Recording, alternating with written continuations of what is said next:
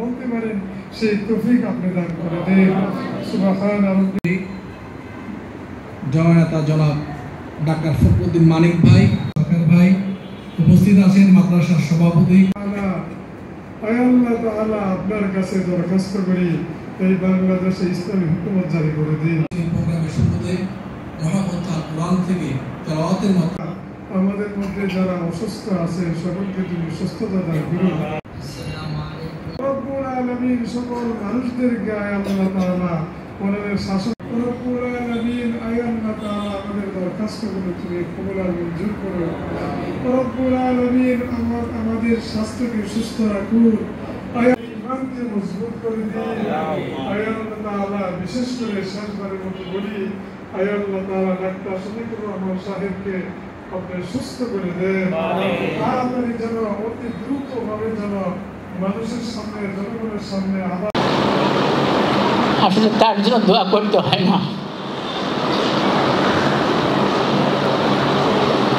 তিনি সবার জন্য দোয়া করেন।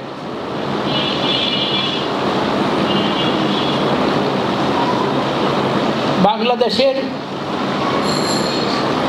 গণমানুষের প্রাণপ্রিয় নেতা, বাংলাদেশ জামাত ইসলামের সম্মানিত আমির, পেশাগতভাবে তিনি ডাক্তার শফিকুর রহমান সাহেব। আপনার তো নাম জানেন আপনারা? ডাক্তার শফিকুর রহমানের নাম জানেন আপনারা? আলহামদুলিল্লাহ।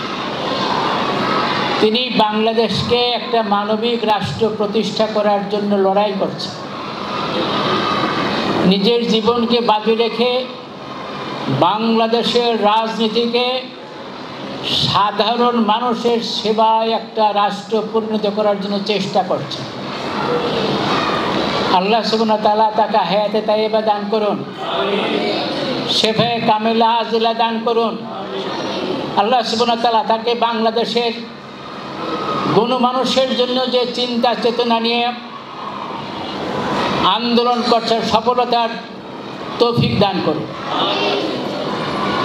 আপনারা জানেন 19 জুলাই লক্ষ লক্ষ লোকের সমাবেশে ভাষণ দিতে গিয়ে তিনি অসুস্থ পড়ে যান, আবার উঠেন, আবার পড়ে যান।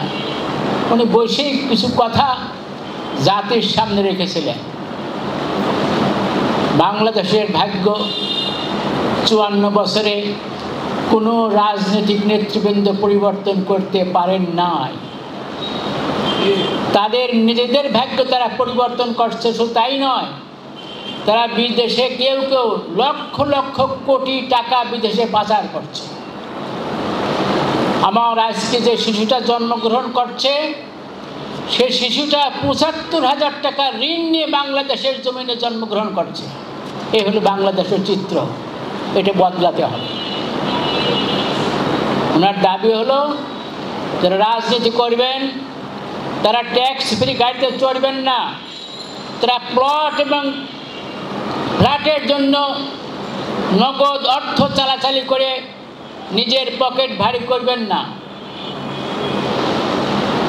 তারা দুর্নীতি করবেন না, চাঁদাবাজি করবেন না। আর চাঁদাবাজি এবং দুর্নীতি বাংলাদেশের এই জমিনে করতে দেওয়া হবে না।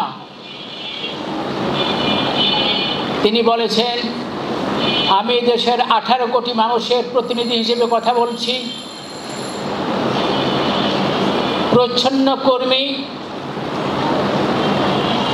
তাদের পক্ষ থেকে কথা বলছি, চা শ্রমিক, ঘাম ঝরে সারাদিন পরিশ্রম করে রিক্সা চালকের পক্ষ থেকে কথা বলছি সেই কৃষক, সেই খেটে খাওয়া মজুর ভাইয়ের পক্ষে যিনি বাংলাদেশের মানুষের মুখে দুমুঠো ভাত তুলে দেয়।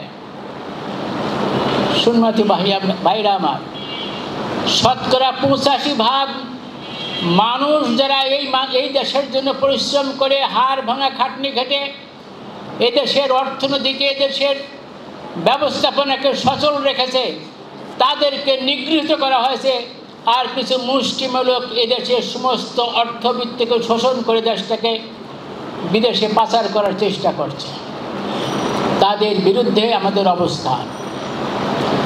আপনার যারা শিশু, আগামী দিনে আপনাদেরকে আমরা ঋণ মুক্ত করতে চাই। আজকে যে সন্তানটা জন্মগ্রহণ করলো তার মাথায় ৭৫,০০০ টাকা ঋণ নিয়ে সে জন্মগ্রহণ করছে। আপনারা বড় হলে বুঝবেন রাজনীতি হচ্ছে মানুষের মুক্তির জন্য, আর এখন হয়ে গেছে রাজনীতি মানুষের মুক্তির জন্য নয়, কিছু ব্যক্তির স্বার্থের জন্য, স্বার্থ উদ্ধারের জন্য এখানে চেষ্টা করা হচ্ছে। অনেক স্কুলগুলো জাতীয়করণ করা হয়েছে, কিন্তু আমাদের কোনো মাদ্রাসা, মুক্তব মাদ্রাসাগুলো জাতীয়করণ করা হয় নাই।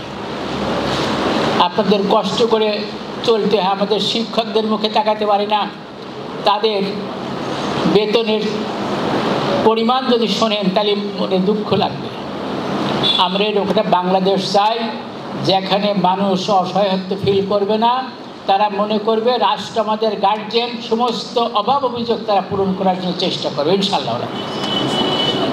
আজকে আমরা তার জন্য দোয়া করব যেন বাংলাদেশে শোষণমুক্ত স্বাভাবিক জীবন যাপন করার, নিরাপত্তা নিয়ে বাস করার যে আন্দোলন চলছে তার নেতৃত্ব তিনি দিচ্ছেন। আল্লাহ সুবহানাহু ওয়া তাআলা তাকে আরোগ্য দান করুন, সুস্থ দান করুন এবং তাকে ইহকালীন সফলতা দান করুন। আল্লাহ সুবহানাহু ওয়া তাআলা আমাদের এই মাহফিলকে কবুল করুন। আমাদের দোয়া তার মুক্তির জন্য, তার আরোগ্যের জন্য। আল্লাহ সুবহানাহু ওয়া তাআলা তৌফিক দান করুন। সুবহানাকাল্লাহুম্মা ওয়া বিহামদিকা আশহাদু আল্লা ইলাহা ইল্লা আনতা আস্তাগফিরুকা ওয়া আতুবু ইলাইকা। আসসালামু আলাইকুম ওয়া রাহমাতুল্লাহি ওয়া বারাকাতুহু।